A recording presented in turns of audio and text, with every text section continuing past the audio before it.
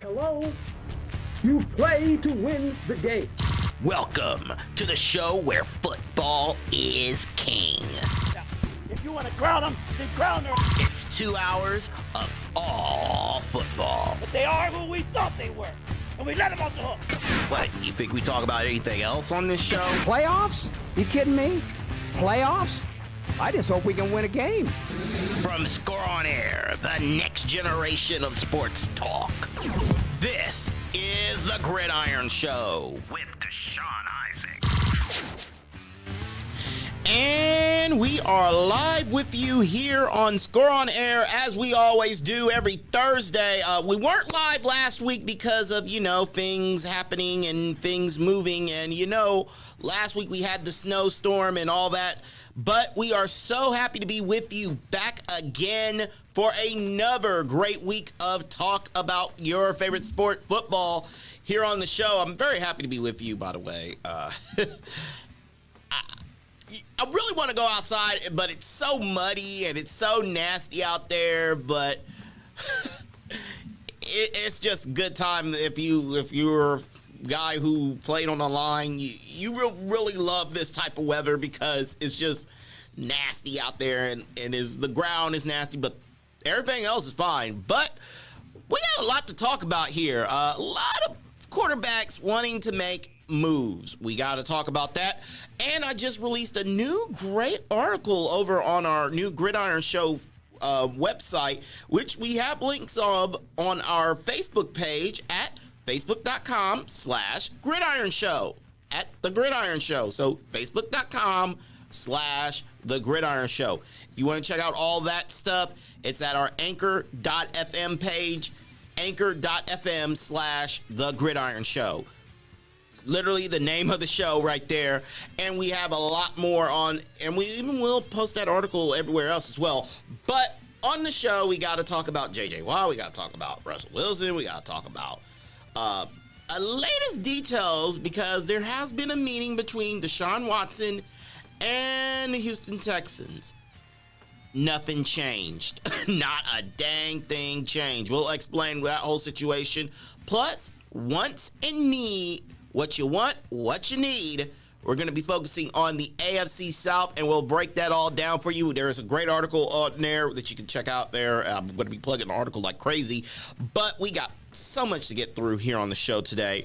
And let me just begin with what we got to talk about here. We got to talk about this whole situation with Russell Wilson, and I really want to start with the J.J. Watt story here.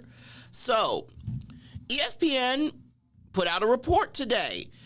They're talking to their sources, and they said Watt has multiple offers from multiple teams.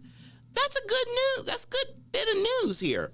So to update you on that whole story, J.J. Watt was a long-time player with the Houston Texans. They released him earlier this month. He had a decade run with them, but he said he had a dozen teams contact him. That includes the Browns, the Steelers, the Titans, the Bills. They've all have expressed interest in Watt and wanting to bring him into their systems. Tennessee needs him because they need better pass rushing. The Steelers would love to put him with his brother, T.J. Watt, up with the Steelers. Buffalo Bills would love to build on what they did last year and really dominate the AFC East. And a lot of issues there, a lot of teams going there. So he's 32 next month. So this is what he finished in 2020 with. He had 5 sacks, 2 forced fumbles, an interception, which he returned for a touchdown. He was 15th out of 119 qualified pass rushers with pass rushing win rates in 2020. So he could do what he needed to do. Plus, he's the all-time leader in sacks in Houston. So the question is for him, if we're going to be honest here, where would you go? They're saying there are 5 good fits for him, but today there was a report out, and the report says this. He has expressed interest in 3 teams, and this was from the Score, not Score on Air, but the Score. They said the 3 teams he's interested in are the Green Bay Packers, Buffalo Bills, Tennessee Titans. 2 of these teams have really bad, like their cap issue is really, really bad. And bringing on J.J. Watt is going to make that cap issue a lot worse than it actually is.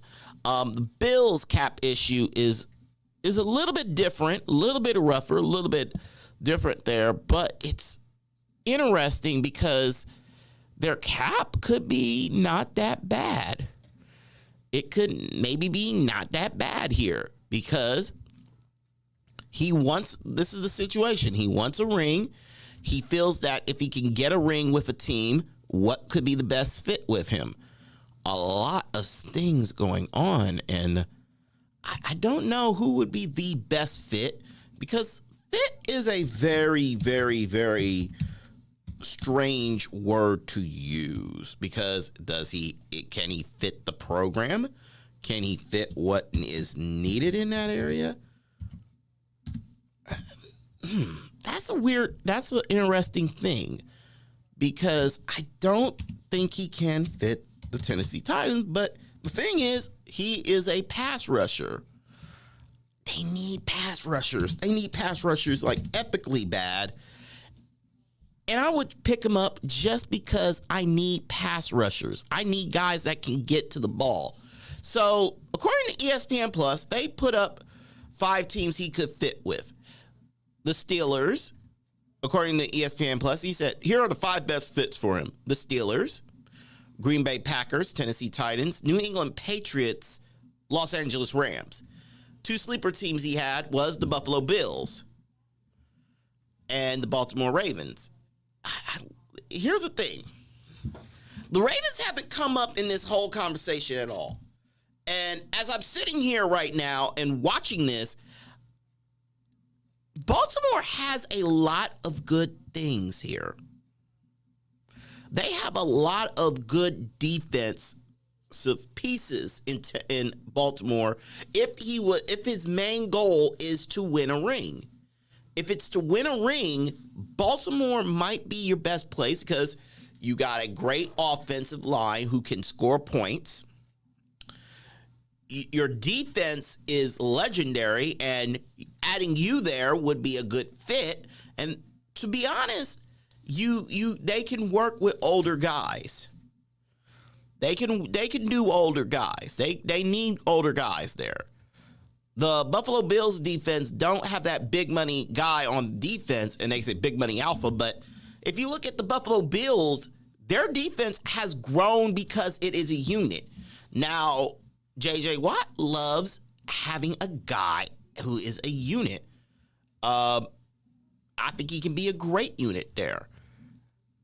Here's the situation with Tennessee here. As I look at the Tennessee situation, I got to be honest with you. And we will talk about Tennessee later on because we're going to be doing What You Want, What You Need, featuring the AFC South. And we got to talk about the Tennessee Titans. Their pass rush, and I'm going to give you a little preview here. I said what you want is you want a guy that can rush the ball. You want pass rushers. Tennessee cannot rush the pass at all. Last year, you could open up, you could do what you wanted to do there, and Tennessee could not stop cannot stop passing. If you remember the Browns game, I think it was week 12, 13 here, but the Tennessee Cleveland Browns game was a total exposure of what is so wrong with the Cleveland Browns here. They are not in good shape. They are in horrible shape at this point with the Tennessee Titans because let's be real here. You need a guy. You need that guy. And you got a coach at Mike Vrabel who knows his game, know how Watt likes to play. And playing Houston twice a year, you know he got a good view. Is he a good rusher? Yeah, you need to sign a good plan.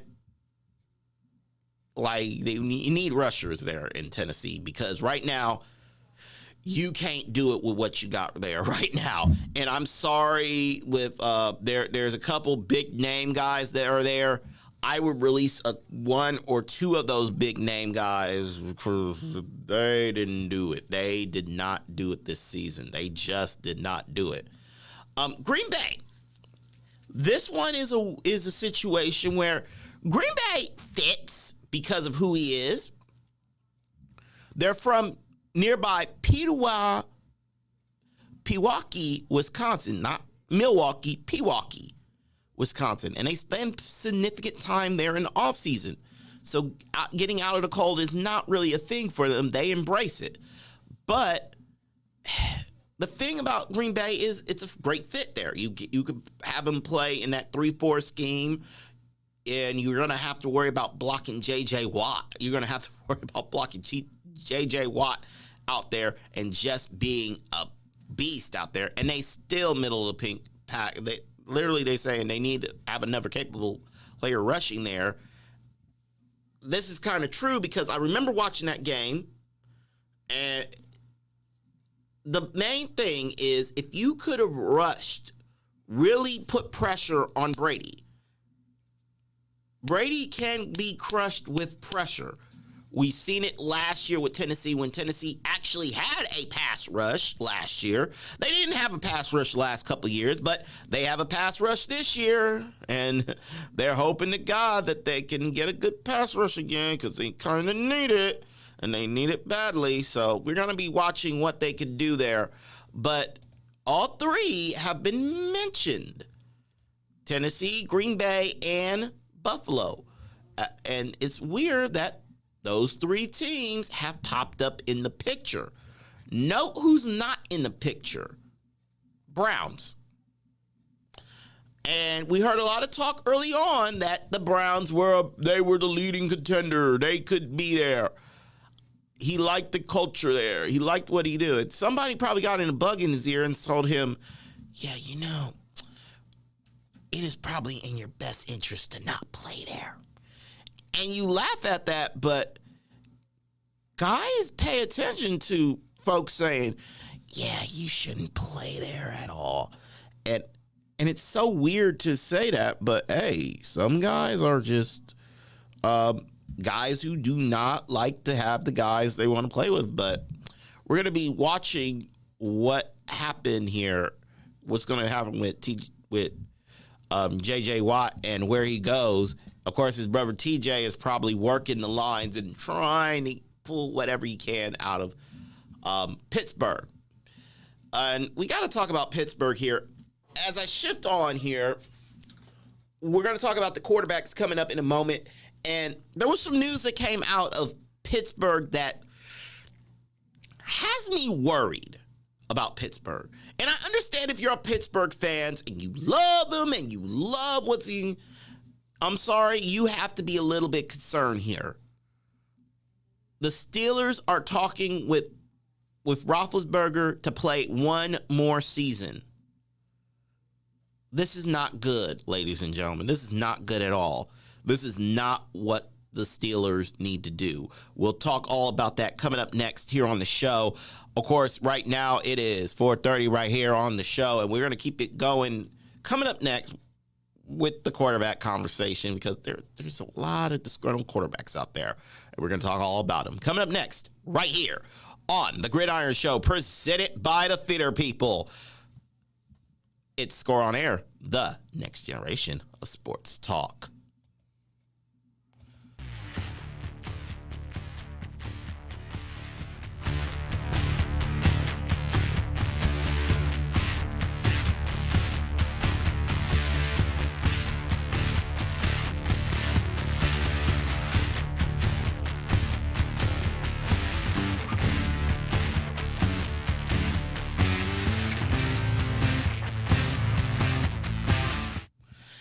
And welcome back, everybody. Welcome back to the Gridiron Show right here, presented by our friends at the Theater People. And remember, if you want to amplify your personality, you need to call up the Theater People. I wish I had the copy here. But You can check out TTP Columbus if you want to check out more information about them. Thank you, Feeder People, for being the proud sponsor of the Gridiron Show right here on Score on Air. Well, I was kind of talking about this because if you remember, I kind of alluded to this earlier in the show, but there has been a lot of disgruntled quarterbacks. You know, quarterbacks have been very disgruntled in 2020. And since they've been very disgruntled, that means they have not been happy with their situations. Of course, we now heard the situations going on we know the situation going on in Houston. And if you were wondering if, hey, maybe Watson may have sat down, have he met the coach? Maybe the coach can change his mind. Maybe you have that feeling. Well, no. There was a conversation. So here was the deal today. He has met the coach. So DeShaun Watson, so this is from Dan Graziano of ESPN. This is what he said here. Quarterback DeShaun Watson met with the Houston Texans coach Dave Culley on last Friday. So this happened last Friday here. According to sources, he informed Culley that he had no intention of suiting up for the team again. Upset over the way the organization has operated in recent years, Watson has asked the Texans to trade him and had very little contact with the team since the season ended. The conversation between Culley is believed to have been the first between the two. Culley said in his introductory news conference that he expected Watson to be on the team in 2021. But according to sources, Watson's message to Culley in Friday's meeting was that nothing changed on his end and he still would like to be traded. So far, the Texans have told interested teams that they don't intend on trading Watson, who just last summer signed a 4-year, $156 million contract extension that runs to 2025. Trading Watson would cost the team $21.6 million in cap money this year. A significant hit since his cap number, if he's just on the team, is $15.4 million. Any team acquiring a young superstar will get a tremendous bargain, as Watson is scheduled to earn just $10.54 million in salary this year before that number jumps to $35 million in 2022, $37 million in 2023, and $32 million each in 2024, 2025. If the Texans choose not to trade Watson, he could opt not to report to mandatory team camp, but at a cost. Houston can fine Watson $95,877 for missing minicamp, and they can fine him $50,000 per day for each day of training camp miss, plus 1 week salary, $620,000 for each preseason game miss. In the unlikely scenario that Watson chooses to retire, the Texans can collect that $21.6 million. Watson's trade request came after he is reportedly unhappy with the process used to the team to hire the new general manager. So right now, nothing changed with it. So here's what you can take out of it. Nothing changed, nothing weird. He still wants out of Houston. In the article, I kind of broke it down like this.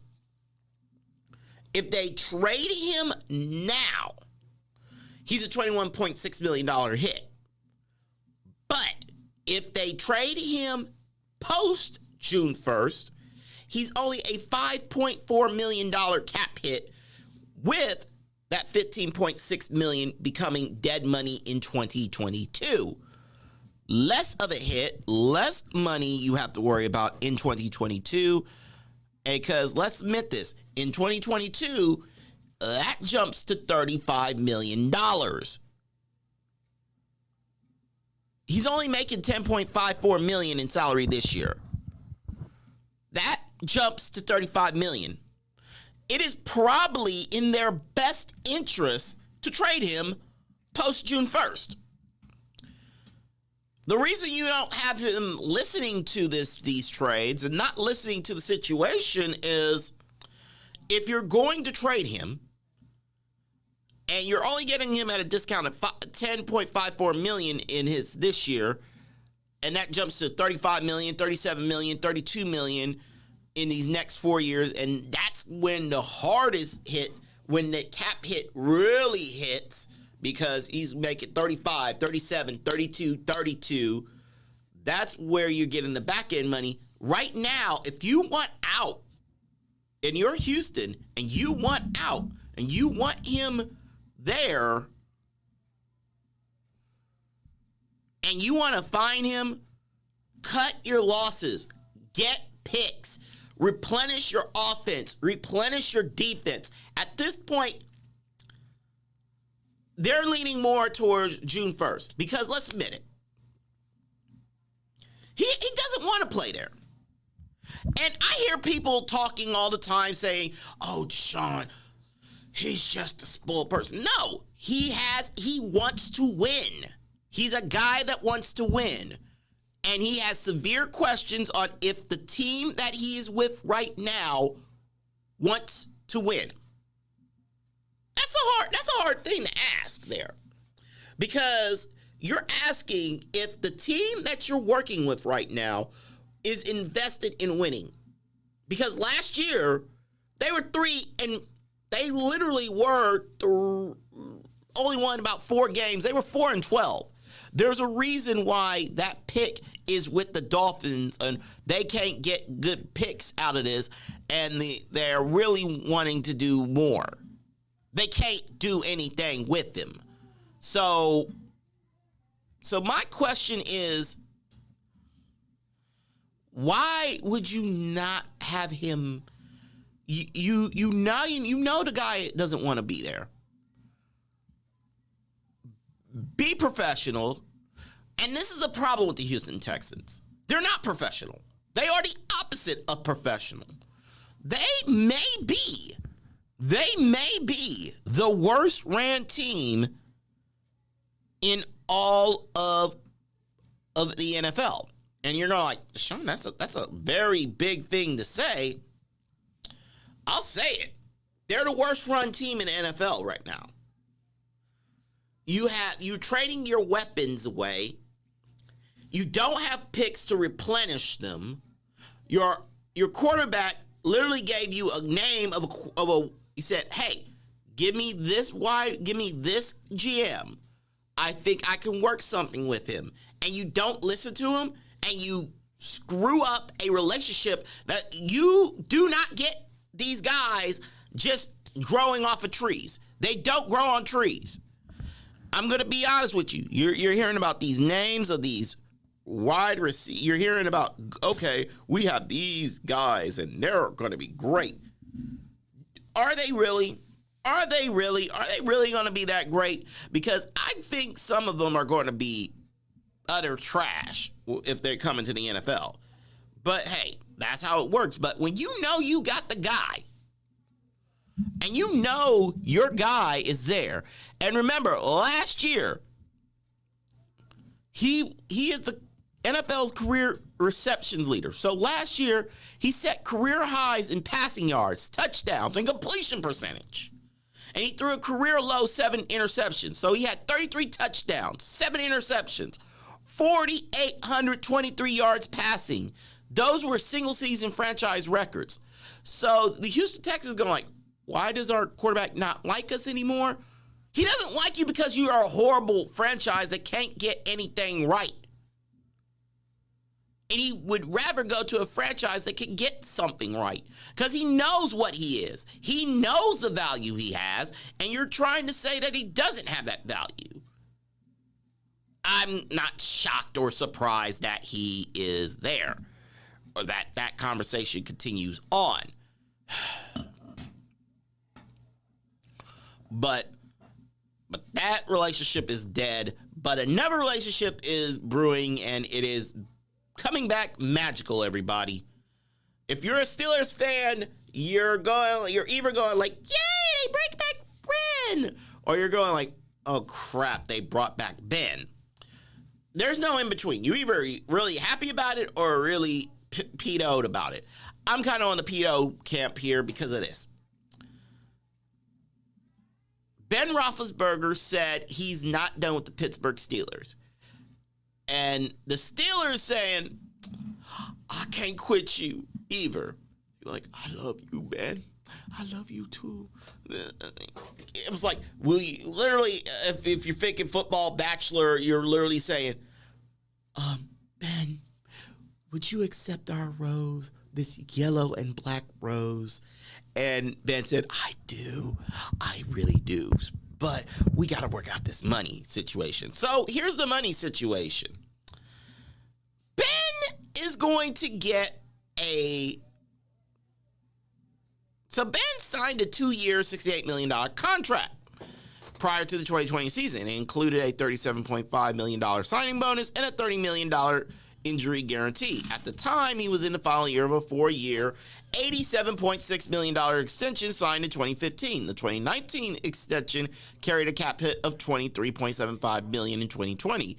But that number actually skyrockets up to $41.25 million this year to a $4 million base salary. So it's $41.25 million. Remember, the salary cap is only $180 million. So you're eating up, at least if you're saying, okay, if I break this up, you're eating up a good amount of your salary cap with your quarterback. And his dead cap number for the 2021 season is $22.5 million.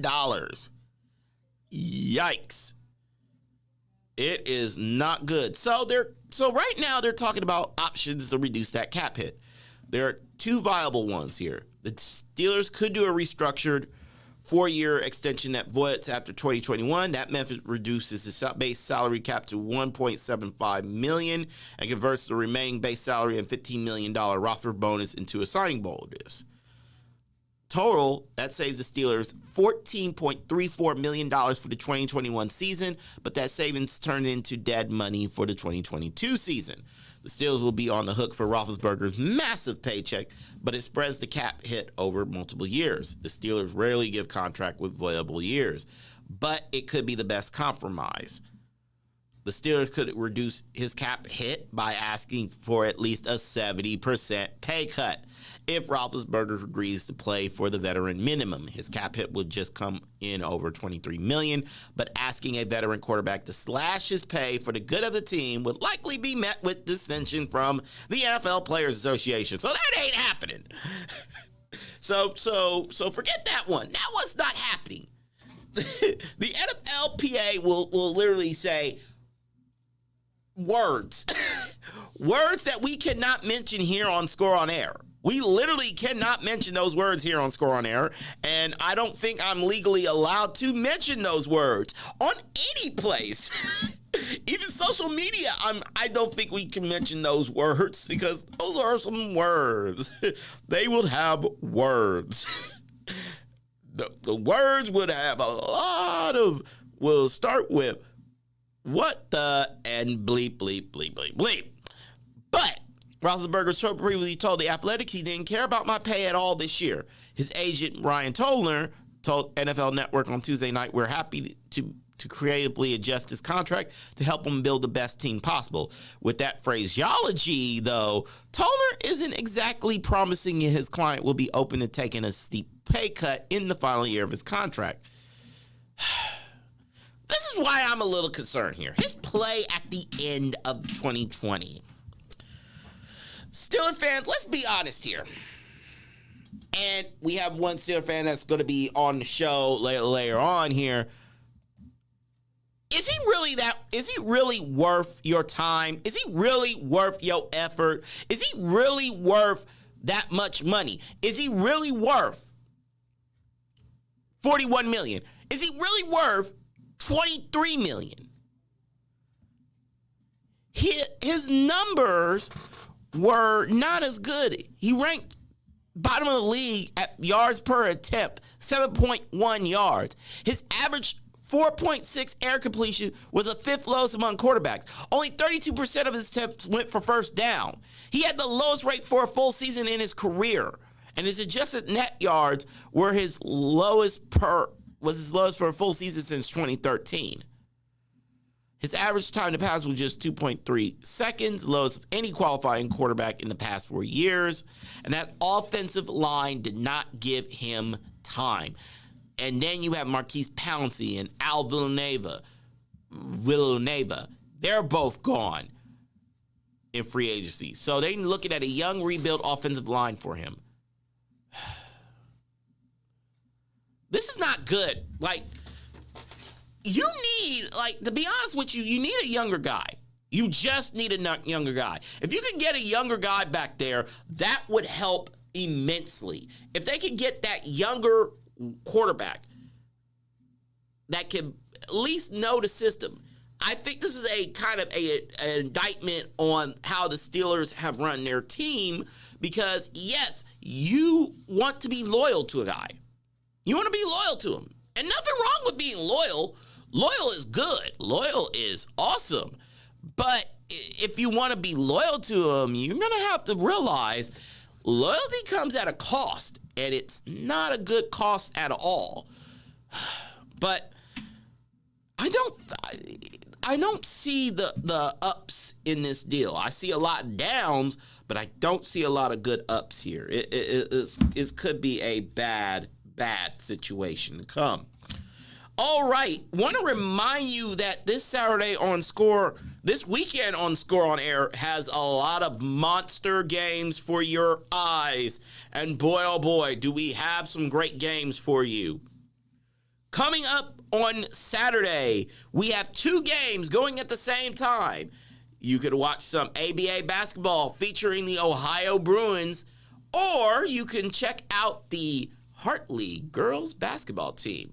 They are in the state tournament, and we got their game right here on Score on Air. Also, Bruins also on Score on Air. Both games start at 4 o'clock. Choose one that you want to watch, or watch both of them. How you can watch both of them? If you're subscribed to our YouTube channel, you can watch one live and one later. Because, hey, that's how we roll here. We cover all sports here. And then, on Sunday, we have a tournament games. We have some monster tournament games as we get to the district semifinals in hockey. We will have the Columbus district regional games in regional semis from the Ice House this weekend on Score on Air. 2 games for your ears. You can check for your ears and your eyes. And we got some great teams. And it's the return of Wally. Yes, Wally returns. He's going to be calling the second game. And we got Napper on the first game calling the game as well. It's going to be fun times. Sorry about that.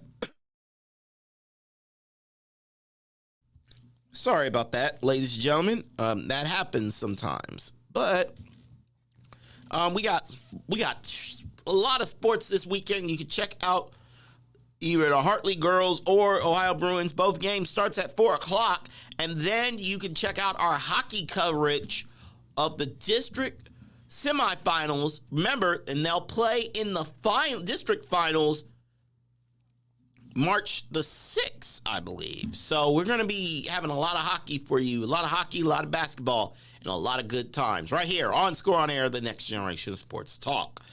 All right, I am going to take a little bit of a break. Actually, I'm not going to take a break here because I need to talk about this story because we're going back into our quarterback issues here because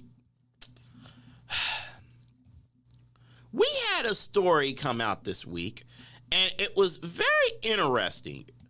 This crossed my wire because Russell Wilson's agent said he is absolutely okay in Seattle, but has a 4-team list. What this plays off to me is if you're a fan and if you ever been in a relationship, anybody who's been in a relationship knows this line. I love you, but I don't love you enough to commit. If you hear that phrase, run like hell. If you ever hear that phrase, like, I love you, but I don't love you enough to commit, run like hell out of the situation. Like, really, run like hell out of it. And I think somebody's running like hell out of the situation, and it sounds like Russell Wilson is doing that. So here's the deal. His agent, Mark Rogers, said Russell Wilson has not demanded a trade, which is schematics. But if you've been paying attention, teams have been calling the Seahawks, and the Seahawks have been listening. He's saying, quote, let's be honest, he's been saying, quote, and he's expressed frustration after the season over all the hits he has taken and has stated his desire for more say in the team's personnel decisions. Those frank comments, which, let's be honest here, Russell Wilson is not a guy that will talk ill of you unless he has a problem with you. And boy, does he have a problem with the Seahawks. He's not happy with all the hits he's been taking. He wants more say. And the sources who have talked to ESPN are saying that Seattle has not approached Wilson with a potential deal in place, and a trade is unlikely. Has not approached him with a potential deal in place, and a trade is unlikely, but other teams are noticing tension that have brewed for years, which The Athletic outlined in a report Thursday. Multiple league executives believe Wilson will be made available at the right price either this offseason or next due to that tension. Wilson's contract have a no-trade clause that would have to be waived in order for him to be dealt. The Seahawks, according to ESPN, had made it clear to suitors earlier this month that Wilson will not be dealt. Trading him before the June 1st of this year would trigger the $39 million dead cap money hit. Literally, June 1st is when a lot of these trades are going to happen with these big names. He triggers a $39 million in dead money charges against the Seahawks 2021 salary cap. Wilson has 3 years left on the 4-year deal, $140 million extension he signed in 2019. That includes a base salary of $19, and $21 million. Again, 19, 21 million. Keep those numbers in mind. If you're comparing to DeShaun Watson, if you remember, Watson's number was 10, then 32, then 37, 35, around the $30 million range starting in 2022, 2021, only about $10 million. Russell Wilson is more 19, and 21 in these next 4 years.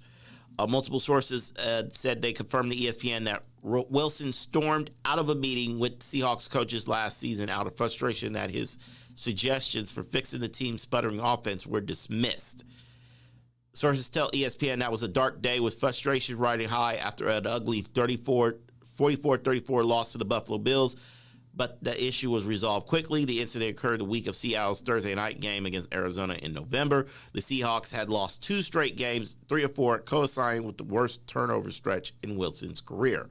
Wilson has previously lied before the season for the Seahawks to throw earlier and more often, and has publicly endorsed the Let Russell Cook movement that encouraged more of Seattle's offense to go through its $35 million per year quarterback. For the first 10 weeks of the season, Seahawks dropped back to pass more often than any other team at 69.2%, but their 2021 win over the Arizona in Week 11 marked a reversion back towards the run-heavy approach that Coach Pete Carroll had long favored, and Seattle was 16th in dropbacks over the final 7 weeks at 62.4%. And it seems that he wants to go there. So here's the 4 teams he's considering. He said, Roger Joseph, that the quarterback would play for 4 teams: Dallas, New Orleans, Las Vegas, Chicago. Now, all 4 are led by offensive-minded head coaches. Dallas is, right now, they're dealing with the Dak Prescott deal. And that Dak Prescott situation is a very interesting deal and scenario with him, because you got to be real, you got to be resident and know that Russell Wilson said, I'll work for Dallas. Dallas will listen, because you got a quarterback that's asking for 34, asking for $40 million. And here you have a quarterback right now that is that's pretty much 19, and 21 million with his base salary, moving it up to 35 million if he could hit his goals. You're kind of looking at this situation and you're going like, New Orleans is in need of a quarterback. Las Vegas kind of in a need of a quarterback. Chicago's definitely in a need of a quarterback. So two of these four teams, not Dallas. Dallas got Dak that they can fall back on. Las Vegas got Mariota, but do they believe in Mariota? That's a very good question to be asking. They're all led by offensive-minded head coaches. Very interesting that he named the Dallas Cowboys, New Orleans Saints, Las Vegas Raiders, and the Chicago Bears as possible landing spots. Well, we're going to be it's just to me that out of those four teams, two of them really pump up to the top of my head here. New Orleans needs a quarterback. They're not going to give it to Jameis Winston, and I don't believe in their running back, wide receiver guy. I don't believe him. I don't think he's the answer there. So Russell has a lot to say here. He's been sacked 394 times in 144 regular season games, including 47 in 2020. According to ESPN's Stats Information Research, that's the most a player in the first 9 seasons since the 1970 AFL-NFL merger. But the Seahawks are 8th in ESPN's pass block with a win rate since 2017, which indicates that some of Wilson's sacks are a function of his propensity to extend plays as he has acknowledged. So here's the thing. His offensive line has protected him. It's just he's dancing around so much, it's not helping him. So I don't know what to say here. Does he wants to leave Seattle? Does he think Seattle is the place for him moving forward? We'll find out exactly what's up here as we get closer into the season.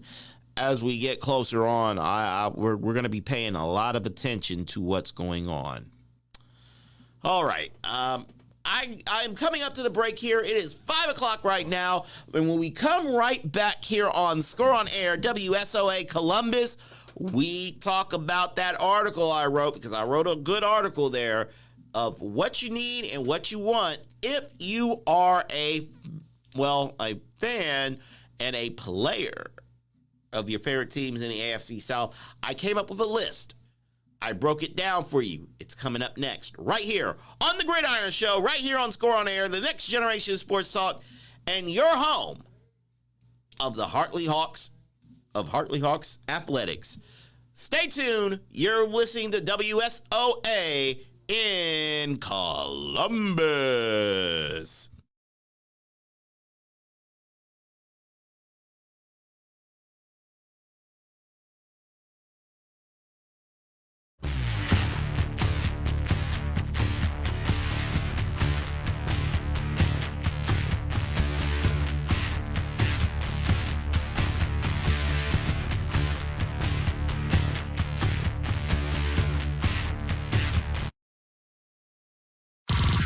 Hello?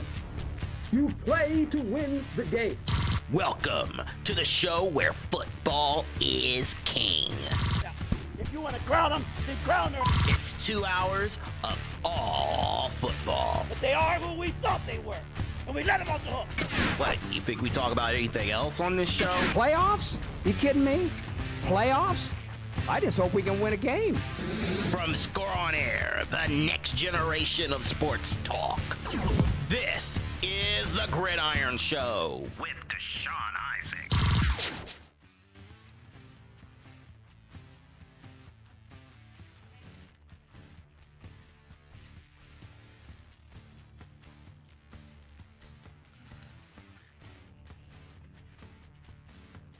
All right, I am back here on the Gridiron Show. Very happy to be with you as we rock on through another week of show.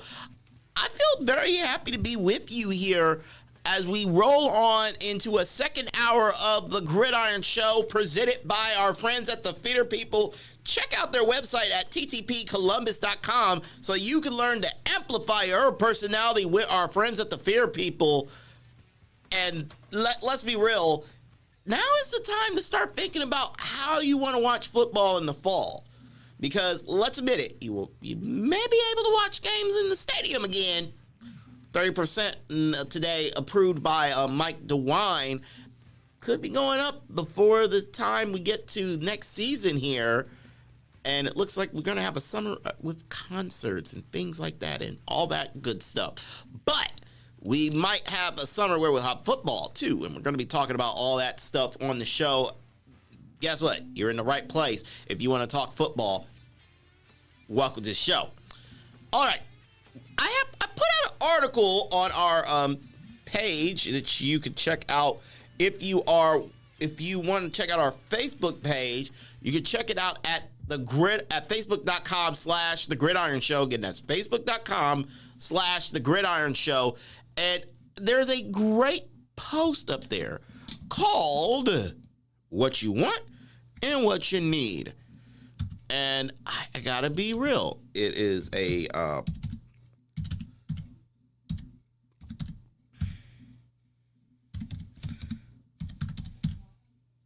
it's a great article that you can check out because I go over all these teams and what they need and what they want, because it is something, I gotta be honest here, it is something I've been looking at. So here's how this works.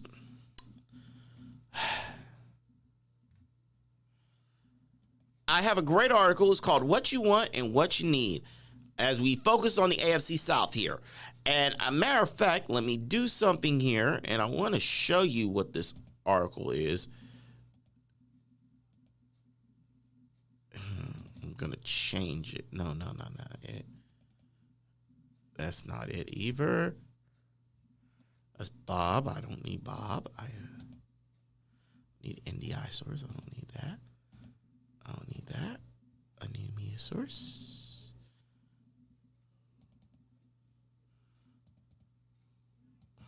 Let me browse for something here. You think you have a plan, but the plan just does not work. And you go like, But I'm trying to show you our website here real quick here.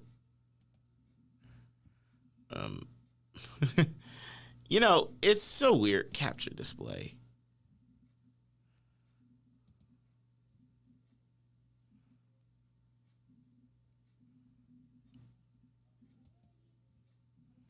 Yep. Okay.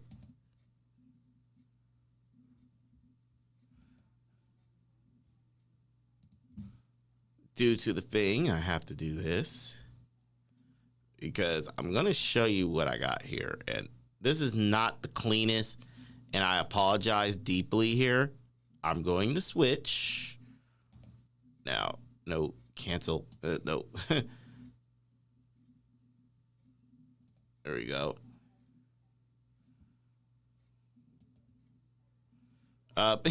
Excuse me for a second here. This is confusing as heck here, but we're going to do it either way. All right. Now, I am going to see if I can transition and pull up the article here. Here we go. If you want to check out this great article, it is on our new page.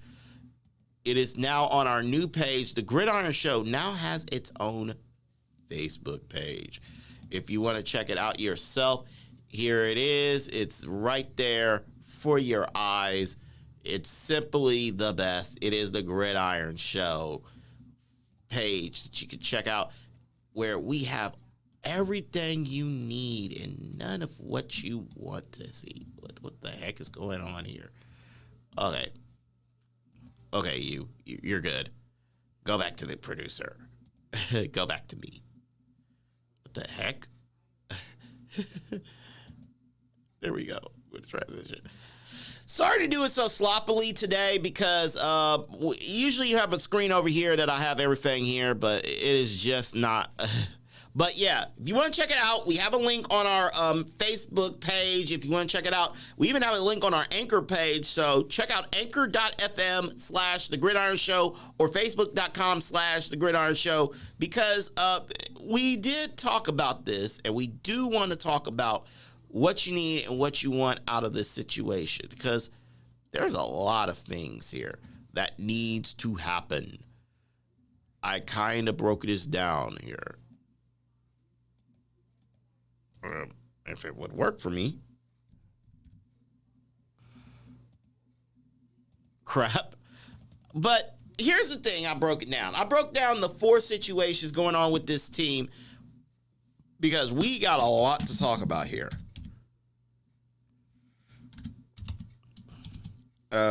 For me, and thank God I got the editing software, but you know what? I keep this in because the show's never perfect. We're still aiming for the perfect show here, but I have a great article. It's called What You Want, What You Need. So let's do that right now because we're going to talk about the AFC South, What You Want, What You Need edition here.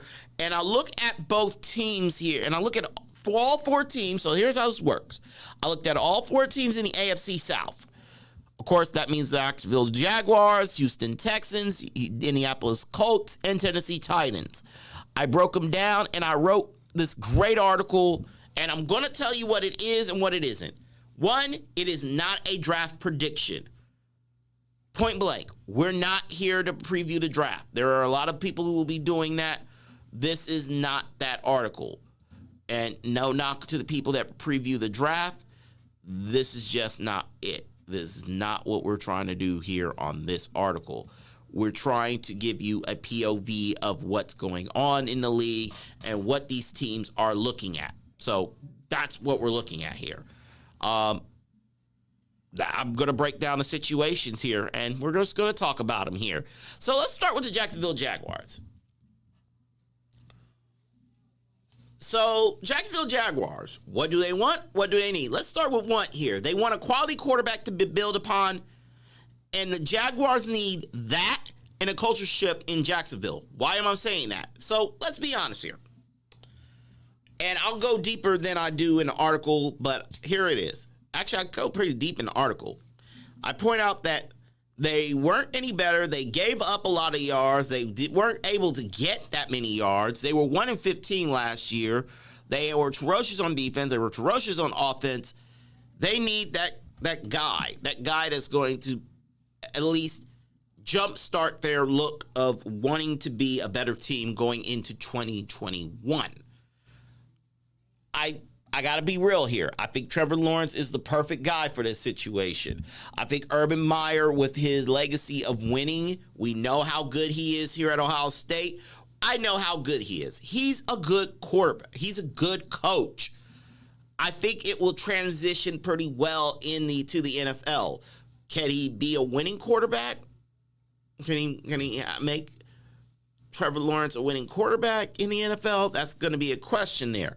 And a lot there, he's always been compared to another coach. He's always been compared to the coach over at Alabama, Nick Saban. Remember, Saban made a move to an NFL team in Florida, the Dolphins. It didn't work out well. I'm kind of hoping that it does work out well because the Jaguars need this. They need a guy that's going to be committed to winning. They need a guy. They need that punch. They need that hope. They need something there because what's going on there is not helping them. You've seen great players, great running backs say, I want out of that team because the organization is a train wreck.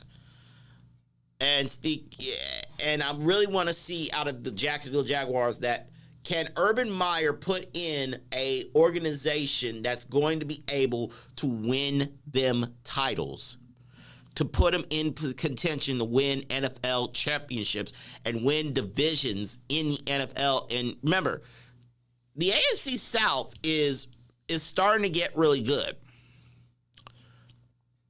outside of what's going on in Houston, you're going to have a young quarterback in Carson Wentz come in Indianapolis with more options and more weapons with him than he ever had.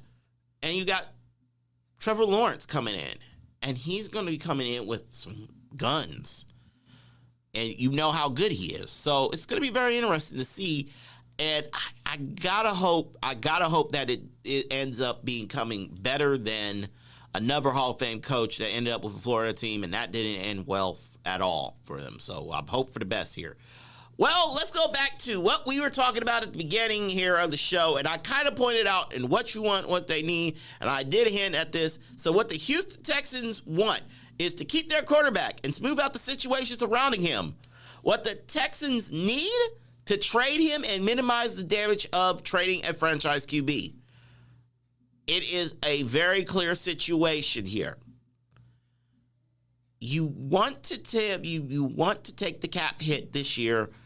If he gets traded now, he's a $21.6 million cap hit. If he gets traded after June 1st, it's only a $5.4 million cap hit with a $16.2 million of dead money in 2022. So the price will go down because a few teams will draft their quarterback in the future. With this Russell Wilson situation, I'm thinking a few teams might actually ring, talk to Russell, see what Russell wants to do, if Russell is interested, and see if they can work out something there. Because if he got a no trade clause, he's not as easy on the wallet as DeShaun Watson, but DeShaun Watson has a lot going for him here. He's only got a $5.4 million cap hit this year, $60.2 million in dead cap money. I pretty much boil it down like this, and I want to point out the last piece of the article I wrote here for the Houston Texans section.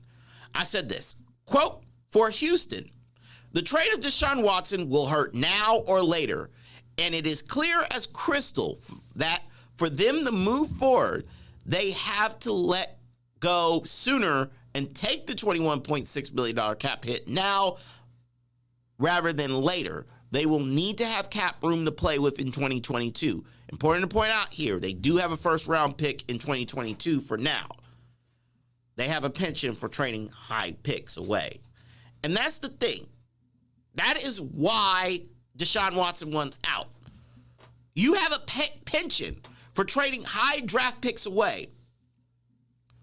You traded your first-round pick where you could have gotten a great wide receiver to at least give him an opportunity, a chance, or something to help him out. But you can't help him out at all. And that's crazy to think here. DeShaun Watson wants out of Houston so badly that I think he will take the money hit. I think he gladly will take the money hit. He doesn't want to play there. He doesn't want anything to do with the organization. He's trying to make it very clear to them. I want nothing to do with you. I want out of this team, and I want out of this organization. Very interesting to see and very interesting to watch as we move forward here. But if it was me, I would I'll let him know, like, listen, we're trying not to take a severe cap hit. We want to do right by you. We want to do loyal by you, but we don't want to take a big cap hit now, and we want to at least minimize the cap hit for next year. Can you work on waiving your trade clause so we can open up the trade and be open to getting you out of here? I think that might be the conversation the Houston Texans need to have, that conversation with DeShaun Watson, because he has made it clear to the new coach and to the organization, I want nothing to do with you. Get me out of here. So it's going to be a rough deal, and it's going to be a rough scenario for the Houston Texans. But the what you want, what you need, it really will boil down to what the DeShaun Watson trade demand will happen here. The Texans, they want to keep their quarterback and try to smooth out their situation around him, but the Texans will probably need to trade him and minimize the damage of trading a franchise QB there. Now, the Indianapolis Colts is a very interesting situation. Indianapolis Colts wanted a young replacement quarterback in the future, and I think they did that with Carson Wentz. Now, I'm going to be honest with you. Carson Wentz is a weird situation. A lot of people would look at him and say, okay, he was a decent player in Philadelphia, but last year he had a rough season. He had one of his roughest seasons in a long time. He threw 15 touchdowns, but he also threw 14 interceptions. Reason he was benched 2 weeks in the season, like 2 weeks left in the season. But let's admit that offensive line of Philadelphia is very questionable. Their wide receivers were very prone to dropping good passes, and he felt like he had to force himself to make good passes there. You're going to a team that has one of the few running backs in the league that can run with Derrick Henry and be that kind of force in Jonathan Taylor. Now, they have the top 10 defensive unit in the league. They have the top 10 offensive unit in the league. They have a crazy amount of cap space. They have all these things for him.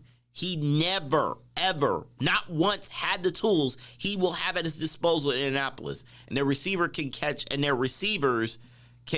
the ball. Their receivers can catch balls. Heck, there was a guy that was literally at a fire in Philadelphia said, you know what?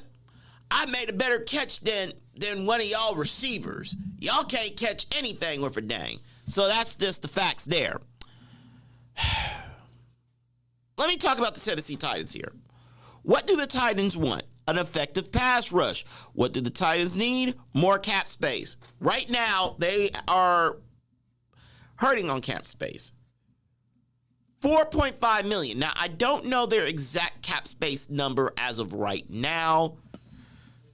Let's see.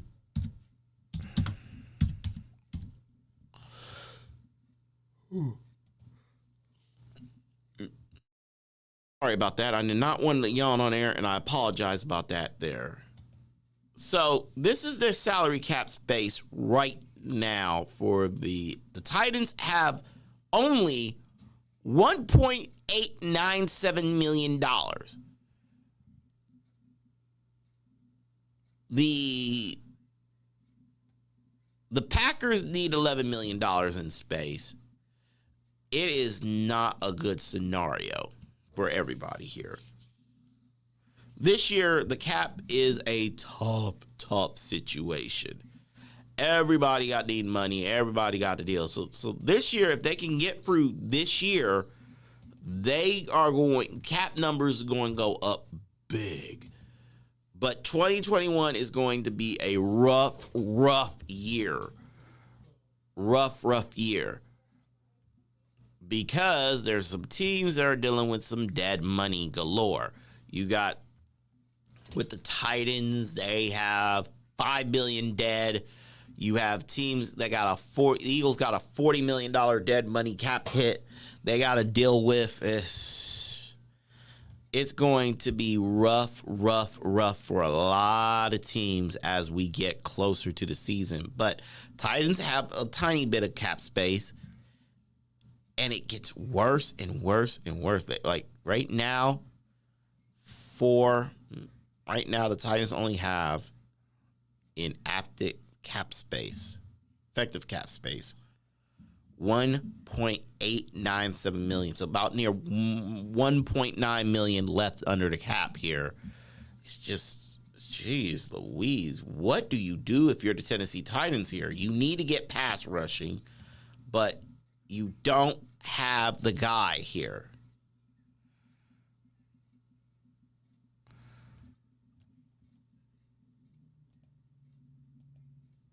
If you make the cut here, a lot of guys you're going to look at, can they make the move here? So I want to pull up a team here. I want to pull up the Houston Texans. here because you have the DeShaun Watson situation. He's a $51 million cap hit. Post June 1st, he's only a $35 million dead cap space hit. He's a $35 million hit. So DeShaun Watson is going to get nailed. He's going to get, if you cut him, but if you trade him post June 1st, you're going to save, it's only a $5.4 million cap hit with $10 million in savings. So he's only a 10. So the deal with him is you're going to have to wait. So a lot of deals are going to be made. A lot of things are going to be moved.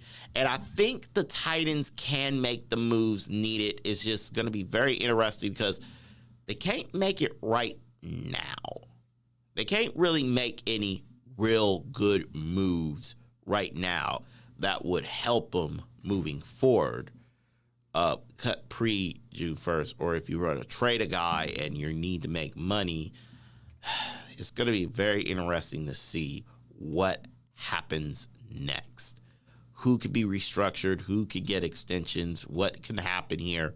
But the Titans right now are only working with nearly under $2 million of cap space, and they need a lot of tools, and they need a lot of help moving forward here. It's going to be rough. It's going to be a rough situation for the Tennessee Titans as they move forward. I'm looking at these numbers, and who will you cut here? Who do you want to keep? Who do you want to dump at this point? It's going to be very interesting because if you cut them post June 1st, you're going to have to make a lot of money and a lot of changes going on in 2020. Because remember, the Adam Humphries deal, that's $5 million dead cap money. Bo Brinkley, $450,000 of dead cap money. And Andre Walker, that's $133,000. So $5.7 million is sitting there dead. So much to talk about, so much to do, so much to see. But it's just, as I look at this, you need more. Like Tennessee, they want an effective pass rush. And I'm shocked they're even being mentioned in the whole situation with TJ Watt. How are you going to make a deal with him? You don't have the money to do anything. Who are you going to cut to fit him in and to have the cap money to do that? But I don't know what they're going to do. But you can read my article. I have a link on our Facebook page. I also have a link to our website on anchor.fm. If you want to check that out, anchor.fm/The Gridiron Show. Again, anchor.fm/The Gridiron Show if you want to read the whole article for yourself. I'm going to take a break here, but when we come right back, there was a new draft picked up. And we'll talk all about that coming up next because there was a new mock draft released, and it was from Mel Kiper Jr. He actually did trades. I don't like that trades are in there, but he did it. We'll talk about it, and we'll entertain these trades and what was traded, why did they trade, why did they move, all that stuff. A lot of them doesn't look like they might happen, but we'll see what happens. This is the Gridiron Show on Score on Air, the next generation of sports talk. Stay tuned. You're hanging with DeShaun Isaac, and this is the Gridiron Show.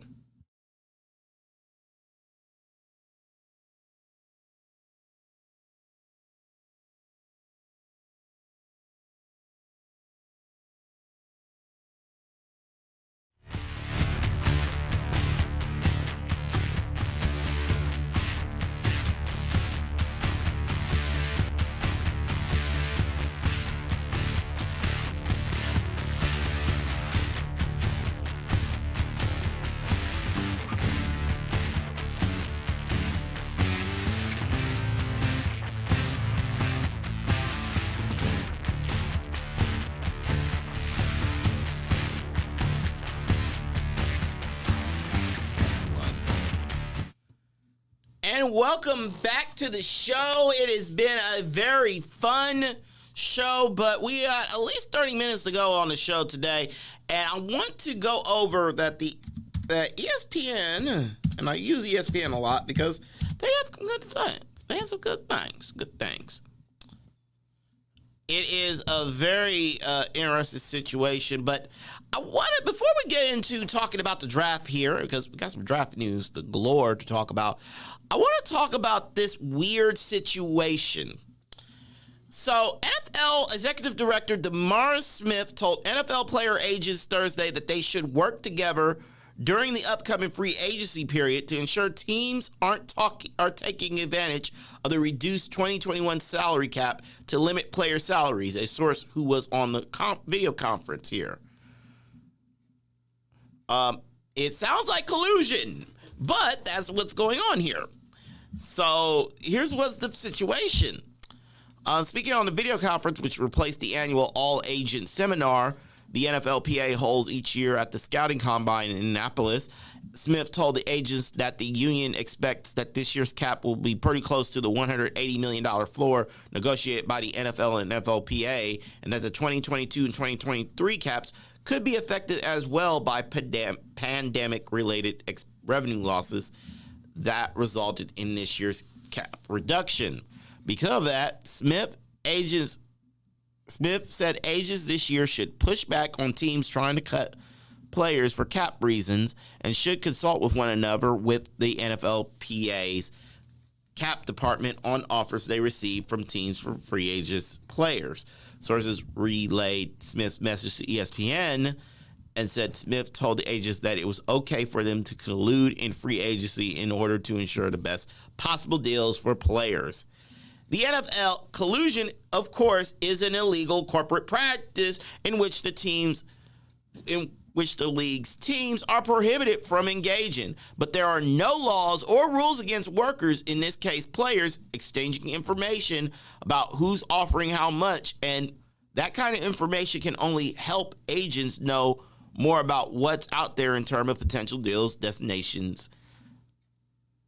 destinations. Smith began his remark by telling the agents that he would look much grimmer. Things would look much grimmer right now had the players not ratified the new collective bargaining agreement 1 year ago. Sources say without a CBA in place, the league would be looking at a cessation of operations in a couple of weeks when the new league year began, and owners would have little motivation to negotiate a new deal, much less mitigated the 2021 revenue losses by artificially raising the salary cap floor. In the CBA in place last year, the union was in a position to negotiate the terms of the COVID-influenced 2020 season. As a part of that negotiation, the league and the union agreed that this year's salary cap should be no lower than $175 million per team, even if revenue projection on which the cap is annually based indicates that it should be lower. Last year, the league and the union agreed to raise that cap floor from 175 to 180, with the final figure still to come. Smith said the final figure likely depends on the outcome of the new TV contracts the league is negotiating, but based on the information the NFLPA has, he expects the final figure to be significantly lower than last year's $198.2 million. So we're looking at 180. So we're looking at a $19 million cap hit for teams all across the league, and future caps will be affected because of the leagues and union have agreed to borrow from those caps to offset this year's reduction, since the 2021 cap won't have dropped as much as organically as it was organically. What would it would have without the negotiated floor. The difference between the 2021 cap and what could have been will be needed to apply for future caps. The league and the union already agreed to negotiate the difference out of the 2022 and 2023 caps could be affected as well, since the union is pushing to spread those losses out over as many years as possible instead of dealing with them all at once. Smith told the agents, so pretty much what he's telling the agents is this. If you're a team and you want to, hey, guys, you're going to need to be talking with each other, because with this $180 million floor for these teams coming in, money's going to be too tight to mention this year. So it won't be like salary day, like salad days where you're going to be good. It's going to be more plain potato type days where we're looking at here with this salary cap situation in the NFL. It's going to be very interesting to see what's going on and what's moving forward with them. The league and the union have already agreed. They're going to say, hey, talk with each other. They said the 2021 offseason will have to be collectively bargained between the league and the union, as the 2020 season was because of the ongoing threat of COVID-19. All OTA and mini camps were held virtually, and training camp, though started on time, was structured with significant COVID-inspired changes, but it's unclear how similar the 2021 offseason will be to the 2020 season. But Smith told agents on Thursday that all aspects of the offseason, except for the draft, will be subject to collective bargaining.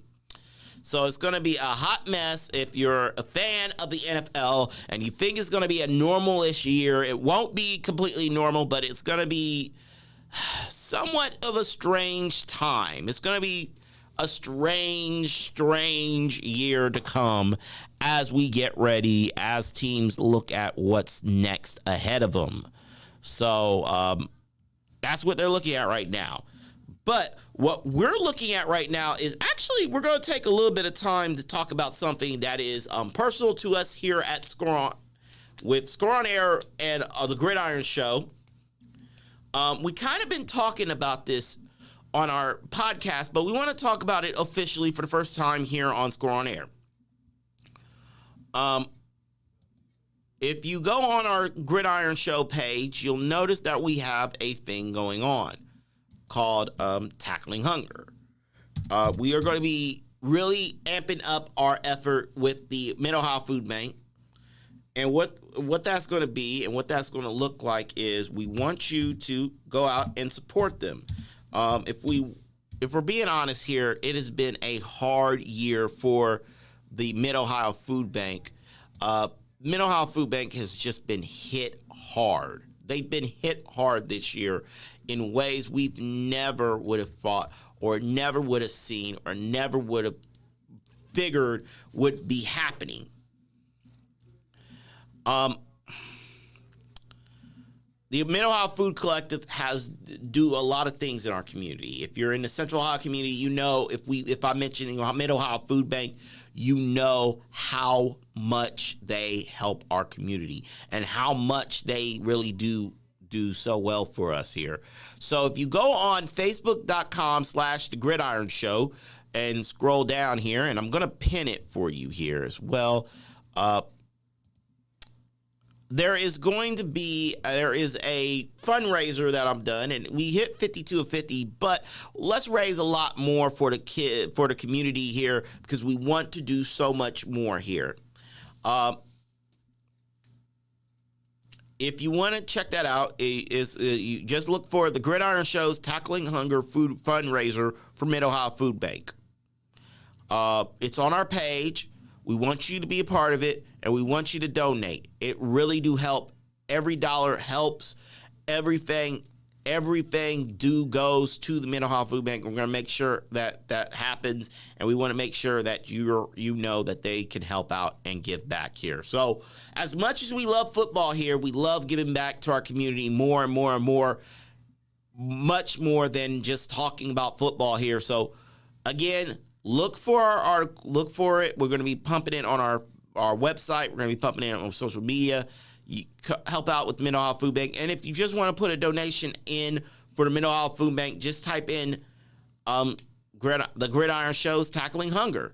That way you get our name out and you'll help out the Mid-Ohio Food Bank. So give a donation, help out today with the Mid-Ohio Food Bank, and we're going to be doing this till draft night, till the end of the draft coming up in about a month. So we got some time. We're going to be pumping this up. We're going to be talking about it. We're going to be going crazy over it. Don't worry. We're going to have time and a lot more. So we're going to be with you all the way till draft day on this, because this is something we really do care about here at Mid-Ohio Collective with their food bank, the farm, the pharmacy, the kitchen, the market, all that they're doing to help feed Central Ohioans is so important, especially right now in this COVID-19 situation. that is a way you can help right there. So now that I plugged that out, I want to go over there is now a mock draft out from Mel Kiper. Let's see. There is a new mock draft that was released by Mel Kiper. So here's what he did. He did picks, and he puts trades in number 3, number 7, and number 9. He never does trades. It is just an interesting situation. It's going to be very interesting here. He said they have several options with the number 2 pick, but they're going to try to move up that spot, but it works for both teams. Here we go. Let's start with the Jacksonville Jaguars. Trevor Lawrence, QB. This is what Mel Kiper has put out today as about 10 hours ago here. So he put this out this morning. So this is what he got. Trevor Lawrence, QB for Clemson. He still has him at number 1. He proposes a trade to Atlanta to move up to get the number 2 quarterback. He said that the Falcons make a deal here to get their quarterback. My deal is this. The Bears trading up for Trubisky in 2017 to move up 1 spot and get the number 2 quarterback. Chicago gave up number 3, number 67, and 111 in a 3rd rounder the following year. So for Atlanta to move up 2 spots, it's going to take sending the Jets number 4 pick, likely a 2nd round pick this year, and more picks. That's a lot to give up for sure, but there's going to be competition. The Jets should take the best deal on the table, and this means they only drop 2 spots and pick up prime assets after that. So they get Zach Wilson, QB of BYU, which I'm going to be honest, I'm not really sold on the guy. Is he really that good? I'm not comfortable with him being the guy. He's not that good here. But you also got to realize the Matt Ryan situation. Matt Ryan has started 205 games for the franchise since he was drafted 3rd overall in 2008. But the guy is 36, and he makes a fair point. The guy is 36 years old. He's looking 36 here. If you're going to trade up and get Wilson, that's going to help sort the future under new coach Art Smith and general manager Terry Fontenot.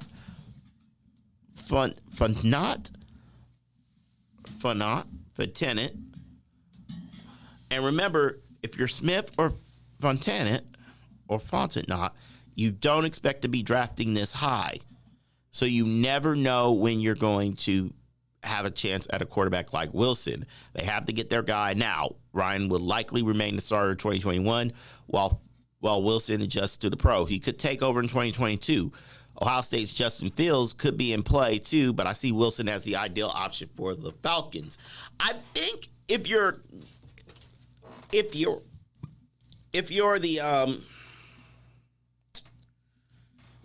Falcons, I have to be real here. I think Justin Fields is a better option here than Zach Wilson. I have to see Zach Wilson's numbers here, but he thinks Wilson's a better option here. So Devontae Smith, he goes 3. Kyle Pitts, 4. Penei Sewell, he'll go 5. This is according to Mel Kiper here and what he's thinking. Jamar Chase, he goes to LSU at 6. He's the wide receiver from LSU, goes to the Philadelphia Eagles, to a team that really needs wide receivers badly there. Then San Francisco shakes up the draft. Another trade, and this one could cost the 49er a lot of capital. It's tough to project the exact details, but moving up 5 spot for a talent quarterback class means there'll be competition. We could look to Trubisky trade as one comparison, but it never could be the Steelers' move to Devin Bush in 2019. Here's the problem. I don't like this trade here, and I understand he puts a trade here, but I don't like this.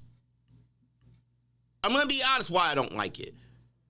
You have a quarter. Now they can feel comfortable with Jared Goff being there. You can get a good wide receiver. You can get a good running back there. You can do a lot of things there. But if you are the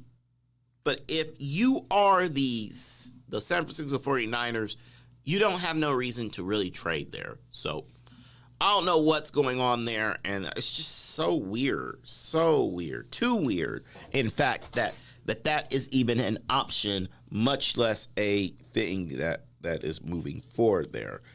Yikes! I don't like that. I try to go like I like it, but I don't like it. Like I don't like it. I actually hate it. But he's saying the 49ers will get their quarterback. Detroit's rebuilding. They need some premium picks there. Guess who they go for? Justin Fields. So Justin Fields could be a San Francisco 49ers. Could be a Niner. And he said it raises the 49 ceiling. When they went to the Super Bowl in 2019, they were led by a stellar running game and defense that could both rush the passer and create turnovers. He didn't fully trust Jimmy Garoppolo to win playoff games with his arms. Fields and Shanahan. That could be a very interesting scenario there. Because let's admit the facts here. As much as we want to say, oh my God, Tom Brady is the greatest. Yes, he's the greatest, but he's still 43, going to be 44, going to be in the 45. Father Time is undefeated. You can hold him off, but you ain't going to hold him off forever.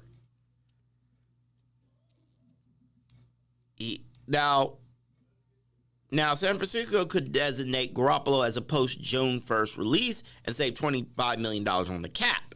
That will help offset the lost draft picks in trade because the team would save some money in free agency and bring back Trent Williams. The 49ers were really hurt by injuries last season, but they should be back in the NFC West race. That's what he feels. Carolina Packers go with Mac Jones, QB, Alabama. The Packs nabbed their franchise QB in Trey Lance, and I don't like this one. There's a lot of I don't like. I'm saying a lot of I don't like for this. I don't like this. I don't like that. I understand why he's saying it, but DeShaun, it's Mel Kiper Jr. You got to trust him. Like, he said a lot. He says a lot of things. This is what he does. But he's saying Trey Lance, QB, North Dakota State. They need to move up to just get a quarterback there. Remember, the problem is you had a guy who's the FCS right now that really was not the best guy moving forward and not one of the best going in. He's only 20. He has all the tools to be a great dual threat quarterback. The Patriots only have a few players returning after opting out last season, too. So they could be AFC East contenders again. I don't think they can here. Patrick Surtain, he goes number 10 to Dallas. 11, Jalen Waddle. 12, Micah Parsons. Interesting. You got Rashawn Slater, Alja Version Tucker. You got Vera Tucker. Alja Vera Tucker going to number 14. 15 would be Caleb Farley, cornerback. Then you see a lot of quarterbacks going. You got Trayvon Morin. He's going to be there as well. Joseph didn't work out. Abraham's only played 14 games the past 2 seasons, but both are box safeties with limitation in coverage. Morin is more of a fluid athlete who could play as a deep safety. He has some range. He's not afraid to stick his head in and make a tackle. They could get an edge rusher here or two. Let's look at the Miami Dolphins. Jeremiah Uso-Koromoa. Then 19, they're going Kristen Darrisaw, Karis Toney, Gregory Rousseau. Very good situation there. 22, they go for an edge rusher. They really need an edge rusher. They need edge rushers bad in Tennessee, and they're going to get that with Jalen Phillips. And here's the thing. And remember, he's a UCL transfer, 5-star prospect that really came out last season, rising quickly. And yes, this back-to-back Miami pass rushers, but Rousseau and Phillips never got to play together because Phillips missed the 2019 season due to transfer rules. Okay, you got Kwity Paye, defensive end. He could go to the Jets. Then you got Lander Dickinson, center. And they're going to need to get a new center in Pittsburgh because that's going to be a very interesting situation there. Okay, 25, Jaguars get it from the Rams. Christian Barmore, he's a defensive tackle from Alabama. Then David Collins, offensive linebacker, defensive end, Tulsa. Outside linebacker, defensive end. They need this guy here. And remember, you got a defensive lineman in Oliver Vernon, Larry Ojanobi. You got Goodson. They got a few that are going to hit free agency. Collins could be used as a versatile player to exploit mismatches at 260 pounds. He could put his hands in the dirt, rush the passer, do what he needs to do, get in there. Terran Marshall, wide receiver of LSU. He stays in the mock draft where he was last mock draft. Then you got Jason Owe. He could be moving there. And then you got Joe Tryon for the Green Bay Packers. Tevin Jennings going to the Buffalo Bills. Walker Little, offensive tackle, Stanford. And then the defending champs will close out the first round with he figures here on close out with an offensive all outside linebacker or defensive end. Here's the thing. This year could be an absolute crapshoot of a year. So we're going to have a lot of questions, a lot of things to be questioning about. But I find it interesting that he's going trade crazy in the first round, in the first 10 picks here. I'm not a big fan of it, and that's just the facts is. That's just what the facts are. I'm not a big fan of it, and that's what it is. But we won't know what the real trades are until the night of, and that's why you don't ever pick trades. They'll make you look stupid. But hey, that's the fun of it. You want to find out if you look stupid or you look smart. Either way, you're going to look a certain way. But that's how it rolls. All right. I want to say thank you for listening here, and we need to thank our good sponsors, the Feeder People. The Feeder People are folks that amplify your personality with installing the best in home electronics. By installing your home electronics via retail sales, they understand the commercial side, they understand the residential side. So if you have audio, video, network, tech needs in Columbus, and you need it installed right, talk to the good folks at the Fitter People and just email and just hit up ttpcolumbus.com. Again, that's ttpcolumbus.com if you want to check out more there. And we'll be back next week with more of the Gridiron Show. And of course, follow us on our social media wherever you're joining us. You'll hear it at the end of the podcast here if you're listening on Anchor. But if you're watching us here on Score on Air, I'm going to say good night, God bless, and just a reminder that we do have a little show called The Buckeye Bros Show. The Buckeye Bros Show with Alex and Travis. They're coming up tonight at about 8:30ish. So you need to go check them out. And we are excited because we get to talk a little bit of football with you here on. Because if you like, as much as we hit on the college, they hit on the pros. And here's the thing. I did not get to it because there was so much NFL stuff I wanted to focus on this week. I'm going to talk a little bit about the FCS preview. We'll have that up Saturday. We'll have that up a little bit later tonight as an extra on the podcast. So for all of us here at Score on Air, my name is DeShaun Isaac saying God bless. Thank you for listening. And we will see you next time on the Gridiron Show, presented by the Feeder People. Good night, God bless, and have a good one. We'll see you next time.